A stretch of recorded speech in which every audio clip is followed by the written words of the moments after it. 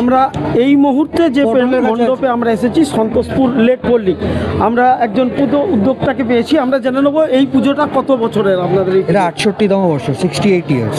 আপনারা এই যে থিমটা এবারে করেছেন, এই থিমটা কে করেছে? অনির্বাণ দাস। আচ্ছা, এইটার মধ্যে দিয়ে আপনারা যে সমস্ত দর্শনার্থীরা আসবেন তাদেরকে কি বোঝাতে চেয়েছেন? আমরা থিমটা করেছি জলচিত্র। এটা ভারতীয় শিল্পকলার একটা নিদর্শন, যেটা জাস্ট বিলুপ্ত প্রায় হয়ে এসছে।